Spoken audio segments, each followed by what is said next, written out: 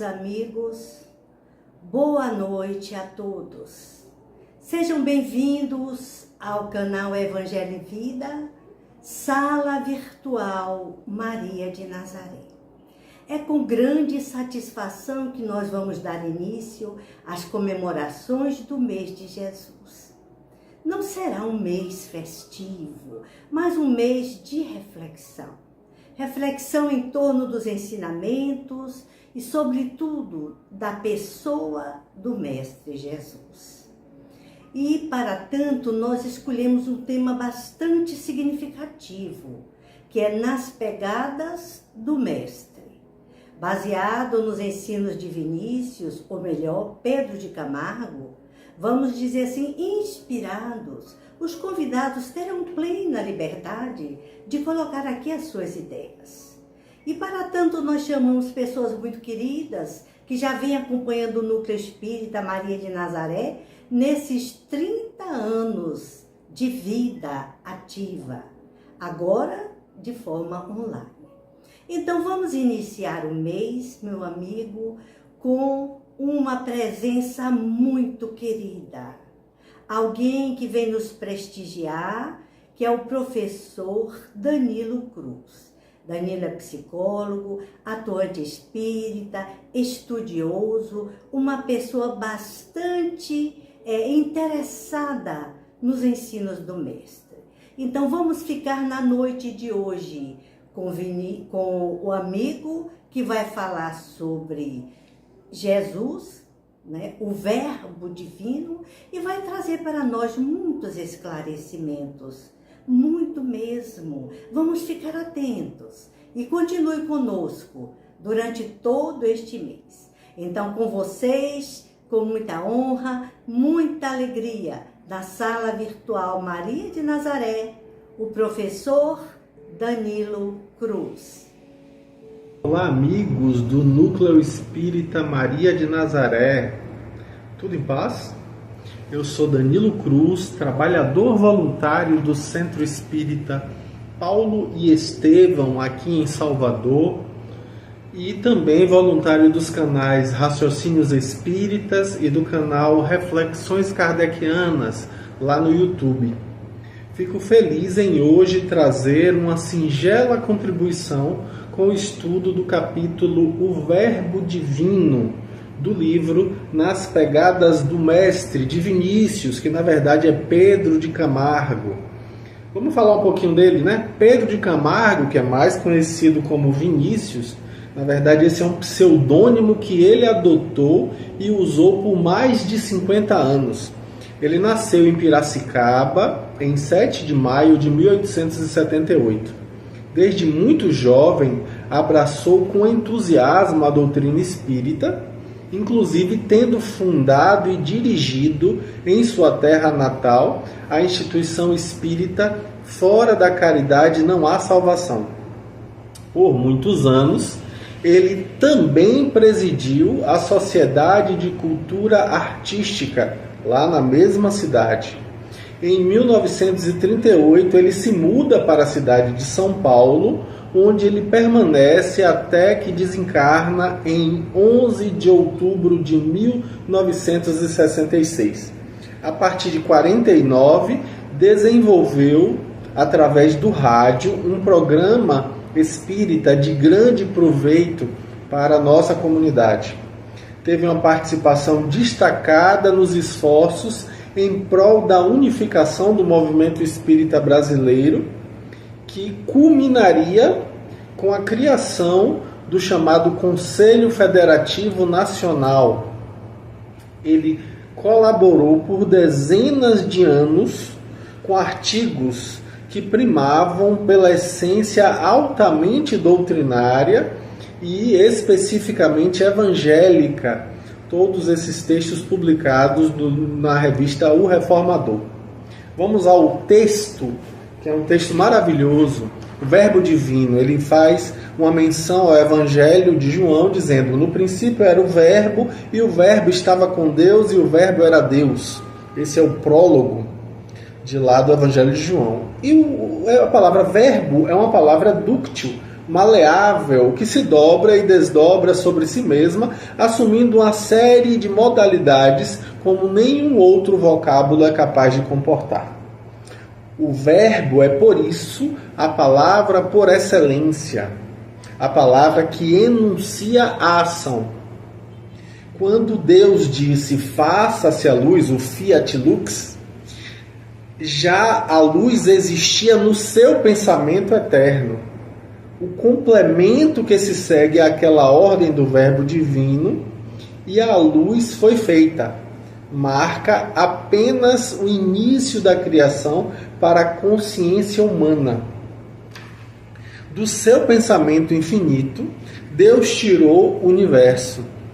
A obra da criação é uma obra eterna que se ostenta através de formas e aspectos inumeráveis, diz Vinícius. E aí ele prossegue dizendo, o que se admira nas obras de Deus é o mesmo que se admira nas obras dos homens, é a inteligência. Quando vemos um edifício majestoso, exemplifica Vinícius, não nos maravilhamos da pedra, da caliça, da madeira, do ferro ou de qualquer outro elemento que haja entrado na sua feitura.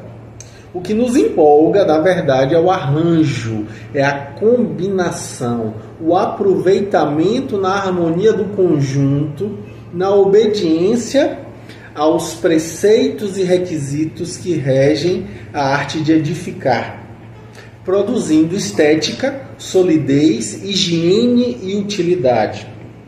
E aí prossegue Vinícius dizendo, quem tudo isso concebe é a inteligência. A inteligência é a faculdade, mercê da qual o pensamento é orientado, dirigido e aproveitado. O pensamento, inteligentemente acionado, põe e dispõe os materiais nas edificações. De um edifício que se abate, dizemos, é um montão de ruínas. Por quê?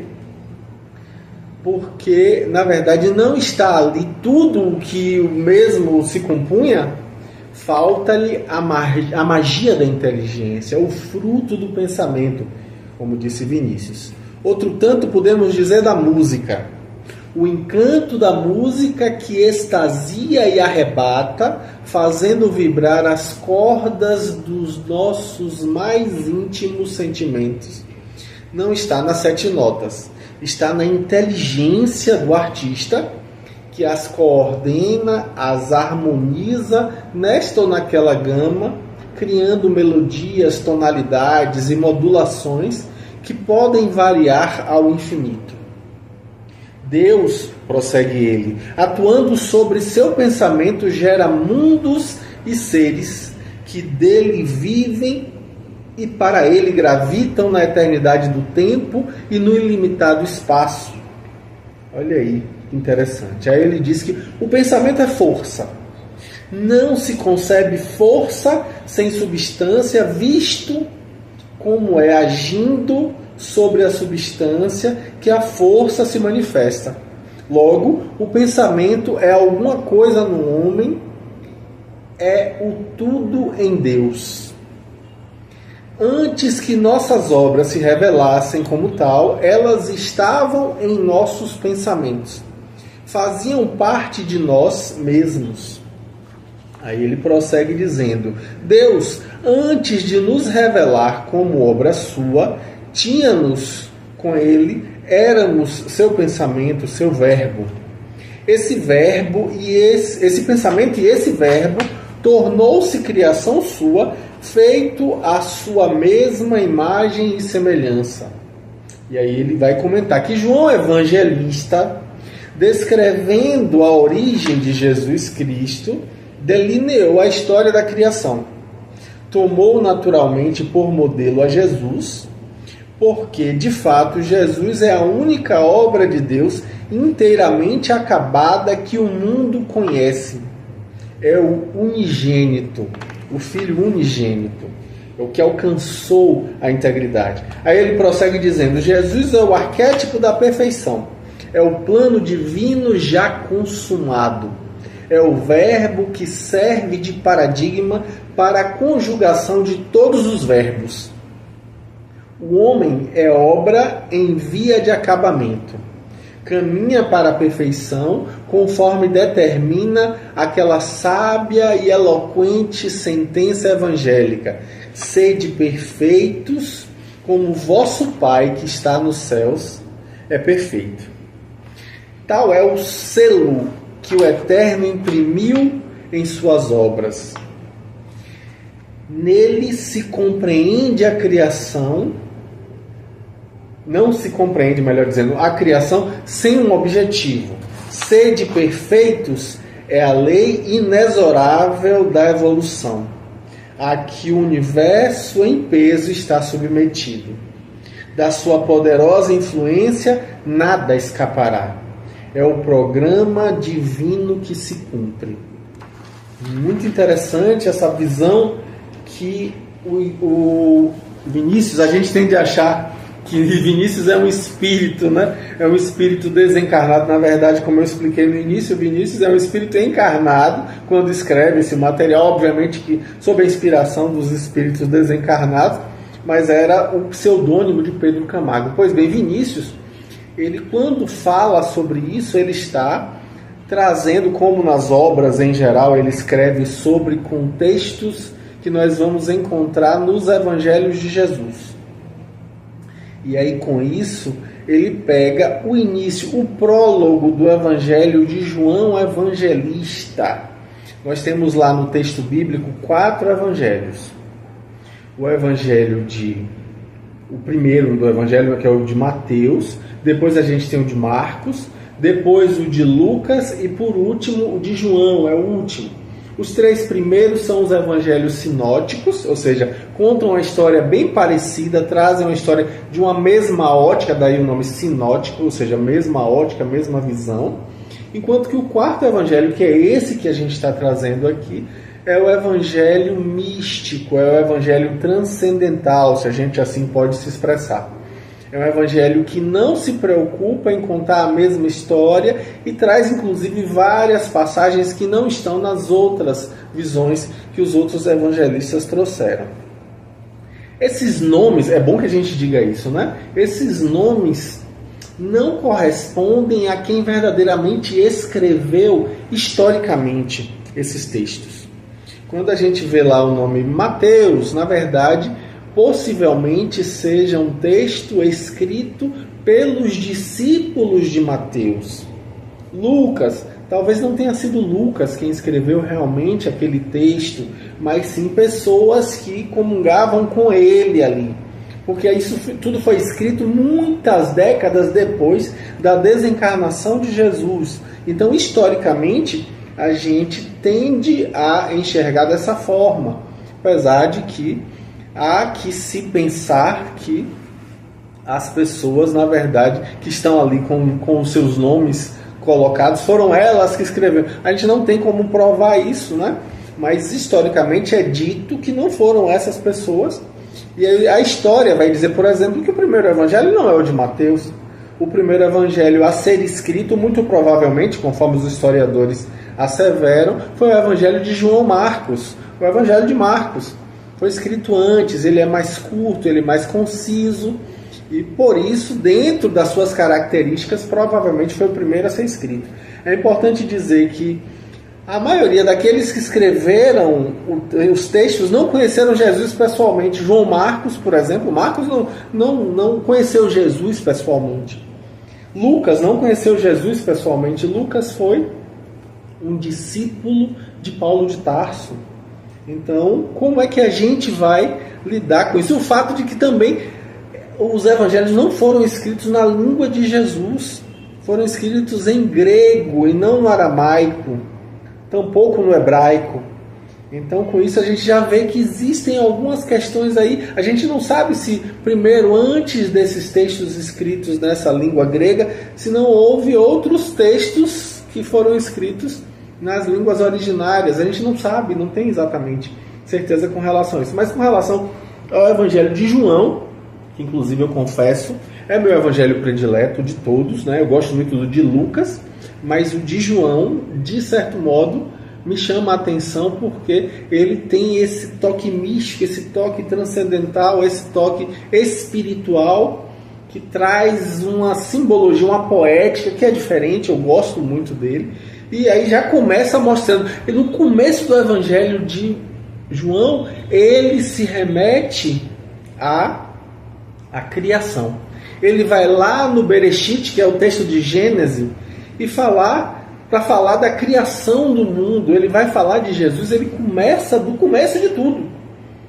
E aí é interessante porque eu trago aqui a tradução do texto do Novo Testamento de Haroldo Dutra Dias, a tradução de Haroldo, para a gente pensar um pouquinho, né? E aí ele traz o prólogo descrevendo dessa maneira. O que é que está escrito lá? O texto completo é o seguinte: no princípio havia o Verbo. O Verbo estava junto de Deus e o Verbo era Deus. Ele estava no princípio junto de Deus. Todas as coisas foram feitas por meio dele e sem ele nada que se encontra feito se faria. Nele havia vida e a vida era a luz dos homens. E a luz brilha na treva e a treva não a reteve. Houve um homem enviado da parte de Deus, cujo nome era João. Interessante essa fala, né? Só uma breve fala aqui sobre isso que eu acho fantástico. Ele foi enviado, então ele já existia antes de nascer. Então, se ele já existia antes de nascer, olha, então quer dizer que existe reencarnação. Ele não foi feito ao mesmo tempo que o seu organismo, que o seu corpo. Ele foi enviado, então ele já existia antes. Olha aí uma das provas de reencarnação no texto bíblico, né? Mas vamos lá. Cujo nome era João, que veio para testemunho a fim de testemunhar a respeito da luz, para que todos crescem por meio dele. Ele está falando aqui de João Batista, não é João Evangelista, tá? João Batista era o primo de Jesus, filho de Zacarias e Isabel, né? Supostamente Isabel era uma parenta, como está no texto bíblico, né? De Maria de Nazaré. Portanto, provavelmente ela era uma prima de Jesus. Então João, filho dela, seria um primo de segundo, talvez terceiro grau de João, ou de Jesus, né? Jesus era primo de João. Pois bem, então ele veio para testemunhar a luz. Se ele testemunhou a luz, quer dizer que ele já existia antes. Ele já havia experimentado essa luz. Para poder testemunhar, ele precisa conhecer antes, né? Olha aí, então vamos lá, continuando. Para que todos crescem por meio dele. Não era a luz, mas veio para testemunhar-se a respeito da luz. Ele, Jesus, era a luz verdadeira, que ilumina todo homem que vem para o mundo. Estava no mundo, e o mundo por meio dele foi feito, e o mundo não o conheceu. Veio para as suas próprias coisas, mas os seus não o acolheram. Mas a todos que o receberam, deu-lhes, aos que creem em seu nome, o poder de se tornarem filhos de Deus. Os que não foram gerados nem de sangue, nem da vontade da carne, nem da vontade do homem, mas de Deus. E o Verbo se fez carne e tabernaculou entre nós, e contemplamos a sua glória semelhante à do unigênito junto do Pai, pleno de graça e verdade. Olha aí que interessante. Eu paro aqui um pouquinho, tem um pedaço a mais, tá? Nesse prólogo, como diz Haroldo Dutra Dias, e ele traz notas de rodapé enormes, inclusive uma nota grande na primeira página, e essa nota se estende por mais 2 páginas. Então, notas grandes falando sobre essa concepção de João a respeito de Jesus.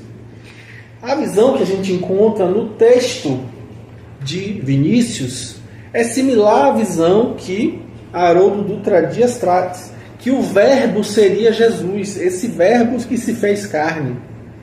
Para Haroldo Dutra Dias, a gente vai encontrar aqui claramente a visão similar à visão de Vinícius.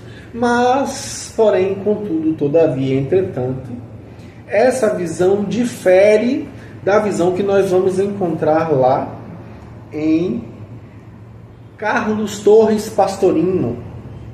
Pastorino tem um livro fantástico que eu recomendo bastante, inclusive eu faço estudo semanal desse livro, dessa série de obras, na verdade, né, que são 8 volumes, um livro chamado Sabedoria do Evangelho, de Carlos Torres Pastorino. É um livro esgotado, não foi reeditado por questões familiares, as pessoas da família de Pastorino não coadunam com a mesma visão religiosa dele, e por isso não permitiram que se reeditasse, mas a gente consegue esses livros facilmente na internet, basta uma pesquisa simples nesses sites de busca e a gente vai encontrar os textos dele em PDF.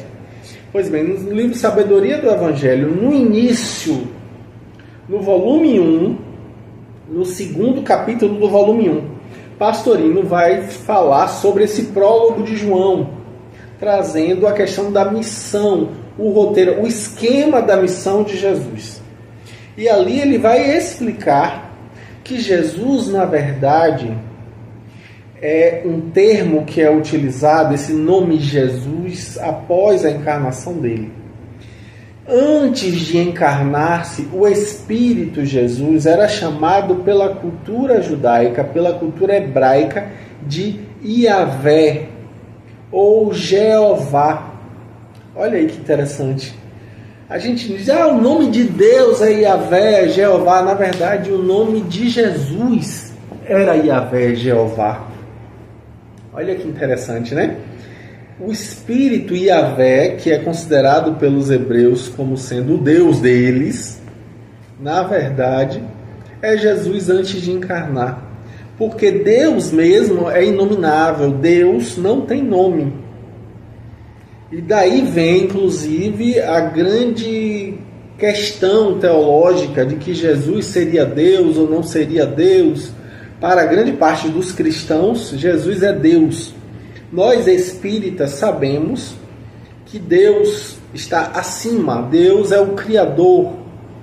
Jesus, como eu disse anteriormente, trazendo a fala de Vinícius do texto, é o projeto de Deus realizado. Ou seja, é o Filho do Homem, como ele mesmo se diz, né? Ele diz que ele é o Filho do Homem. Ou seja, ele é o fruto do que a humanidade é capaz de chegar, de onde a humanidade é capaz de avançar, de chegar. Olha que interessante essa perspectiva. Jesus, então, é o projeto de Deus realizado, é a via acabada, é o arquétipo da perfeição, como ele diz aqui, né? É o plano divino já consumado, como a gente vai encontrar lá na questão de número 625 de O Livro dos Espíritos. Jesus é o nosso modelo e guia, é o tipo mais perfeito que Deus oferece à humanidade para nos inspirar na nossa transformação. E é por isso que a gente entende aquela fala de Jesus: antes do mundo ser, eu já o era. Ou seja, ele já havia alcançado essa instância crística antes mesmo do mundo existir.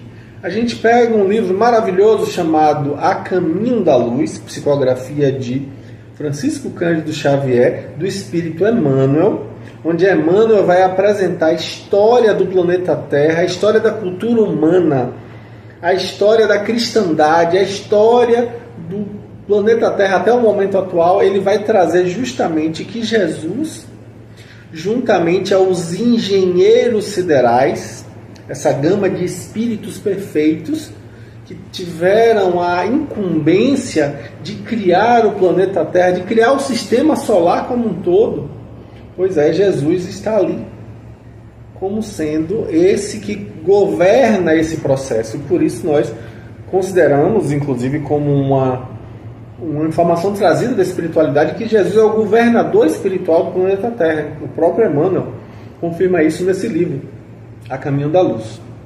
E a gente vai ver outras obras. Emmanuel, por exemplo, quando vai trazer o livro Renúncia, também psicografia de Chico Xavier, é o quinto livro aí da série histórica de Emmanuel, a história de Alcione.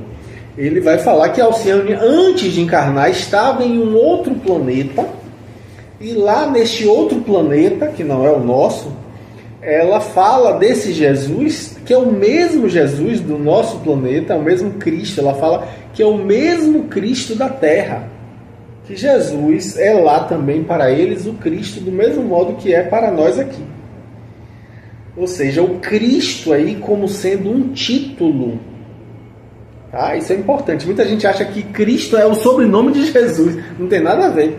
Jesus era chamado de Yoshua ou Yeshua Ben Yosef, ou seja, filho de José. Jesus, filho de José. É isso que significaria o nome Yoshua, que é Jesus, né?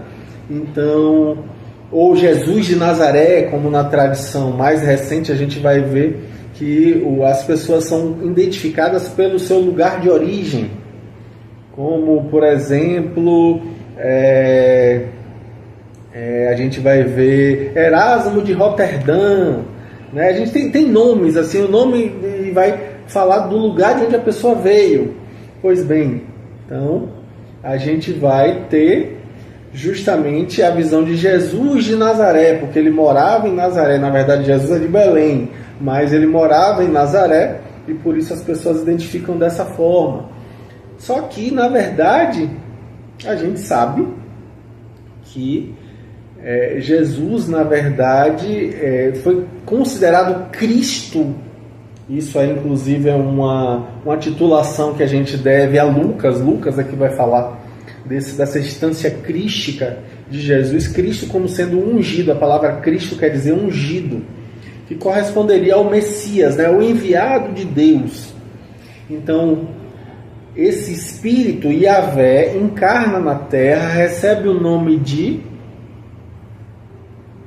Jesus. E aí algumas visões teológicas, inclusive, vão dizer que, na verdade, era o arcanjo Miguel. Olha que interessante também essa visão, né? A gente vê algumas visões teológicas apontando que o arcanjo Miguel encarna na Terra e recebe o nome de Jesus. Pois bem, e aí com isso a gente vai perceber que esse Espírito, que é um Espírito puro, é um Espírito perfeito, relativamente perfeito, se a gente pode falar assim, porque perfeito absolutamente somente Deus, ele vai nos servir de guia.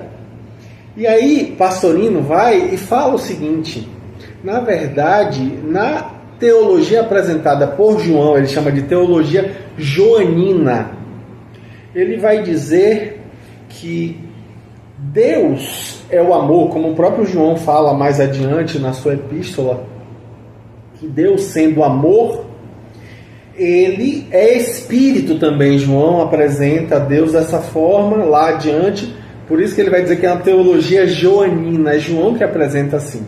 Então Deus, ao mesmo tempo que é espírito, é também pai e é também filho. Como assim filho? Então quer dizer que Jesus é o filho de Deus, então Jesus é Deus? Não, pera lá, calma. O que é que Pastorino vai dizer? Que essas três visões não são três pessoas em Deus, são três aspectos de Deus. Olha aí que interessante, três aspectos de Deus. Quais são esses três aspectos? Que Deus, sendo amor, ele é o amor em si, ele é também o amante, ou seja, é o verbo, o amor sendo posto em movimento, ou seja, é o verbo. Ou seja, na verdade, o Pai Criador é que é o verbo, dentro da visão de Pastorino. E é filho, na verdade, em que esse verbo se faz carne, ele se transforma em filho, e aí ele imprime com o seu selo, usando até as palavras de Vinícius, né? Ele imprime com o seu selo toda a sua criação. Ou seja, em toda a criação está o Filho. Está o aspecto crístico. Pastorino diz aspecto cristônico. É estranha essa palavra, por isso eu prefiro falar o aspecto crístico. Ou seja, o Cristo está em nós, está em toda a criação, está na matéria, está em tudo que foi criado por Deus. E tudo isso caminha evolutivamente para o retorno a Deus. Olha que interessante. Olha que visão curiosa que Pastorino apresenta. Ele vai trazendo com isso um alargamento da percepção. A gente para e pensa um pouquinho, nossa, então quer dizer que Deus, ao mesmo tempo, é o amor, ao mesmo tempo é o Verbo, que é o Pai Criador, que está ali constantemente em movimento, e se fazendo carne é o Filho, ou seja, se fazendo criado, ou seja, Pai como sendo o amor, Deus como sendo o amor, Pai Criador como sendo o Verbo, e também como sendo o Filho é o amado, amor, amante, amado. Perceba isso, né? Ele diz que verbo no sentido de colocar em prática, ele é ativo, enquanto que o Filho, sendo criado, ele é passivo. Então a caminhada evolutiva é juntar essas três instâncias dentro de nós. A caminhada evolutiva é despertar para perceber aquilo que Jesus fala: vós sois deuses, vós sois a luz do mundo, deixai brilhar a vossa luz.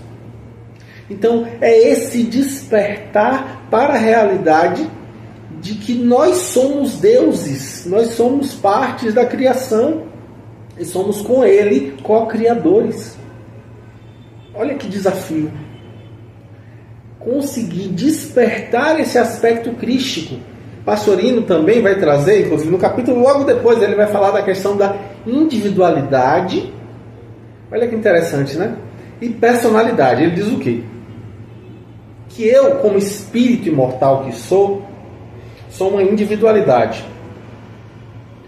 Mas, na medida em que eu encarno no planeta Terra, imediatamente eu recebo esse corpo, essa personalidade, que hoje eu me chamo Danilo, mas eu não sou Danilo, eu apenas estou Danilo. Eu sou espírito imortal, ou seja, como individualidade eu sou espírito imortal e como personalidade eu sou Danilo. E aí Pastorino vai dizer que essa individualidade é justamente o aspecto crístico. É o espírito imortal em mim, que eu ignoro, que eu simplesmente coloco de lado, que eu rechaço, que eu preciso, como personalidade, me alinhar com essa individualidade e permitir que essa individualidade se manifeste através dessa personalidade. Que é justamente isso que Jesus fez também. O Espírito encarna, recebe o título de Cristo na medida em que ele consegue alçar essa cristificação. Então Jesus é o maior exemplo que nós temos de alguém que conseguiu, ao longo de muito tempo, é bom lembrar, né? Não foi só uma encarnação que Jesus teve inúmeras encarnações em outros planetas na sua jornada evolutiva para alcançar essa consciência crística e aí nos servir de guia e modelo hoje. Tá? A gente às vezes tem essa visão equivocada de que já ouvi falar, inclusive, gente dizendo que Jesus fez uma caminhada em linha reta e que a evolução de Jesus, ele escolheu imediatamente o bem. A gente não tem como provar isso, a gente não tem relatos de outros espíritos que vão confirmar essa informação de que Jesus teve a encarnação e não tem isso não. Jesus também passou, Jesus não tem privilégios, Jesus também passou pelas encarnações como nós, também evoluiu com as suas imperfeições, com as suas dificuldades para chegar à sua perfeição e hoje servir de governador para o nosso planeta, de inspiração para a nossa jornada evolutiva. Então, na verdade, a gente tem uma perspectiva de que Jesus é justamente esse amor feito visível. Então, nesse sentido é que a gente vai entender que essa visão que as pessoas têm de que Jesus é Deus. Na verdade, a gente é espírita e sabe que, na verdade, Jesus melhor personifica a divindade. Mas ele em si não é Deus. Em diversos momentos, ele deixou isso claro, né? Ele fala Eu e o Pai somos um no sentido de que ele alcançou a perfeição. Mas as pessoas se esquecem, por exemplo, no momento da cruz, quando ele diz: Pai, perdoa-os, pois não sabem o que fazem. Se ele próprio fosse Deus, ele mesmo perdoaria. Não precisaria ele pedir para o Pai. Ele fala o tempo inteiro: fui enviado e aquele que me enviou. Ou seja, o tempo inteiro ele está falando ali que ele não é Deus. Ele está ali como um arauto de Deus, como um preposto de Deus, para nos servir de exemplo, de abnegação. Às vezes a gente tem uma visão completamente equivocada de Deus, né? A gente tem uma visão de que Jesus vai nos trazer bem-estar, vai nos trazer conforto, vai nos trazer... Pera lá, gente, a mensagem de Jesus é completamente outra. O tempo inteiro ele está nos chamando para a humildade. O tempo inteiro ele está nos chamando para o desapego. O tempo inteiro ele está nos chamando para a caridade, para a solidariedade, para nos despirmos de nós mesmos em prol do outro, para aprendermos a amar incondicionalmente, para aprendermos a prática da abnegação. O tempo todo, na mensagem dele, do que ele falava e o que ele viveu, foi justamente o contrário. Ele dizia: o filho do homem não tem sequer uma pedra para descansar sua cabeça. Ou seja, a gente o tempo inteiro querendo conforto e achando que Jesus vai nos premiar com conforto imerecido, porque nós não merecemos. É bom que a gente diga isso. Nós não merecemos conforto algum, sem atinar para o fato de que Jesus o tempo inteiro está nos conclamando, está nos convidando para o trabalho. Para o trabalho. E com isso, nos chamando ao trabalho, ele está nos chamando também ao desapego da questão material, do conforto material. A gente precisa começar a largar o horizonte para enxergar como esse verbo pode se manifestar através de nós também. Como esse Pai Criador, na visão que Pastorino apresenta, ou como o verbo crístico também, na visão apresentada tanto por Vinícius quanto por Haroldo Dutra Dias, na sua interpretação com relação ao que João apregou no início do seu Evangelho. A gente vai colocar isso em prática como na nossa vida?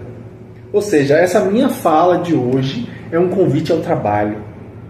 É um convite para que nós tenhamos coragem, para que a gente consiga se despir de si mesmo em prol do outro. Para que a gente consiga verdadeiramente compreender que a lição de Jesus é uma lição para que a gente abrace a tarefa que nos é dada. Para que a gente consiga verdadeiramente vivenciar em nós. Porque é isso que Pastorino traz. Que tudo que está no Evangelho, Pastorino disse isso muito claramente, ele diz assim, tudo que está no Evangelho simboliza a nossa jornada evolutiva como espírito. O que Jesus viveu ali, a gente também vive na nossa caminhada. O que Jesus ensinou, seja através de palavras, seja através de ações, é o que a gente vive. Se Jesus precisou vivenciar um momento de abandono dos amigos, nós também precisamos, seja hoje, seja amanhã, não sei quando vai acontecer, mas a gente também vivencia o que ali está. Porque a vida de Jesus é modelar. Pastorino deixa isso claro, né? Guias nós temos vários, mas modelo, né? Jesus não é nosso modelo e guia? Pois bem, guia temos vários, mas modelo é Jesus. Então aquilo que Jesus vive é modelar para a nossa existência espiritual, para a nossa jornada evolutiva. Então a gente está caminhando e vai viver, se não é que já está vivendo, aquilo que Jesus viveu, de ter que subir. E ele fala o tempo todo isso. Ele fala para vir após mim, para carregar a cruz e segui-lo. Ou seja, é exatamente o que ele viveu, a gente também precisa viver na nossa jornada individual, na nossa caminhada. A gente precisa subir ali caindo, levantando, tendo a ajuda do Cirineu, sofrendo humilhações, levando cusparada, chicotada, chibatada, e subindo e caminhando e caindo, tropeçando e levantando, e usando da abnegação, dando o exemplo de abnegação. É esse o exemplo que Jesus nos dá. É isso que Jesus nos pede, que a gente consiga se identificar com algo maior, para que algo maior se manifeste através de nós, para que algo superior se realize através de nós. Olha que convite. A gente hoje não tem noção, a gente ainda não tem compreensão suficiente para entender o tamanho da felicidade que é fazer com que nós nos tornemos médiuns do amor de Jesus, onde quer que estejamos. A gente ainda não sabe como isso é maravilhoso, esplêndido. A gente ainda não tem noção. Mas como disse Jesus, lá na frente a gente vai compreender. No próprio Evangelho de João tem uma passagem que quando ele está lavando os pés dos discípulos, aí os discípulos brigam para dizer, não vai lavar o meu, não sei o que absurdo, não sei o que. E aí Jesus vira para Pedro e diz, Pedro, aquele de quem eu não lavar o pé não terá parte comigo. Aí Pedro vai lá e diz, Senhor, então lava logo tudo, Senhor. Não com essas palavras, é óbvio, mas Pedro fala com ênfase, né? E aí então Jesus fala, aquilo que eu faço agora vocês não compreendem, mas um dia compreenderão. Olha que convite, para que a gente tenha também paciência, porque um dia a gente vai entender o que a gente está passando hoje. Está passando por um momento difícil, está passando por um momento desafiador na sua vida, um dia a gente vai compreender o que está vivendo hoje. Lá adiante a gente vai entender. Então que a gente confie, que a gente exercite a confiança, que a gente entregue a vida, para que Jesus possa lavar os nossos pés, para que a gente possa ter um caminhar mais apropriado, para que a gente consiga perceber novas formas de caminhar a nossa jornada, a nossa vida, para que a gente se robusteça, que a gente cresça, para que a gente amadureça para a realidade espiritual e faça com que Deus se utilize de nossas mãos para que Ele seja o verbo criador através de nós. Esse é o convite de hoje e eu deixo aqui o meu abraço para que a gente possa aproveitar esse mês de Jesus, esse mês desse Mestre esplêndido que tanto nos inspira. Deixo aqui o meu abraço aos participantes do Núcleo Espírita Maria de Nazaré.